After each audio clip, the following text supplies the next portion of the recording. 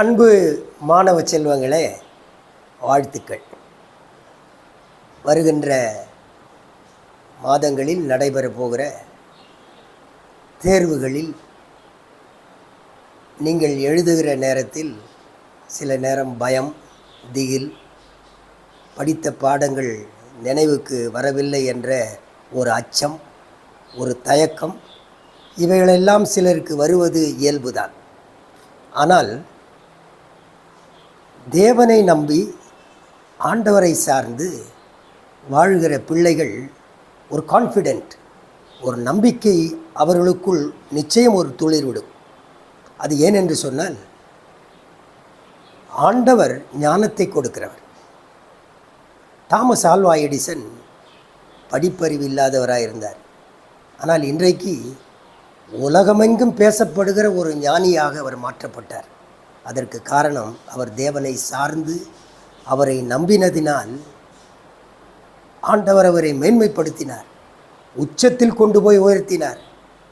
இதை கர்த்தரை நம்புகிற ஒவ்வொருடைய வாழ்க்கையிலும் நிகழப்போகிற ஒரு நிச்சயமான நிதர்சனமான உண்மை.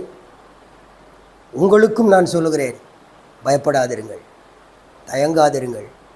இன்றைக்கு கல்வி அறிவையும் ஞானத்தையும் பலவிதமான கண்டுபிடிப்புகளையும் இந்த உலகத்துக்கு கொண்டு வந்ததும் அறிமுகப்படுத்தியதும் கிறிஸ்தவன்தான்.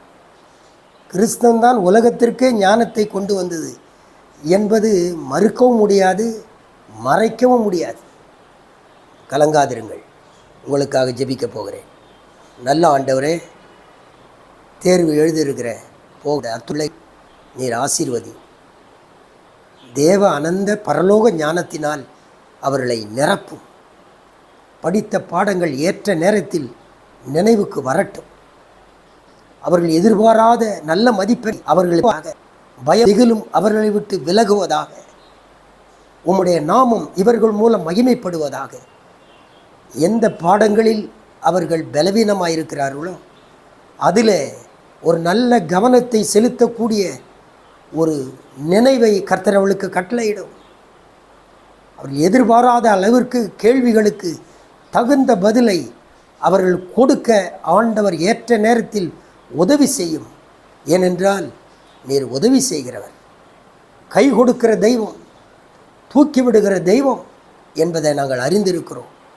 அவர் எளியவனை பொழுதியிலிருந்தும் சிறியவனை குப்பையிலிருந்தும் தூக்கி விடுகிறார். அப்படியே நீர் இந்த மக்களை செய்யும், ஆசீர்வதியும். இயேசுவின் மூலம் பிதாவே, ஆமென். Thank you. God bless.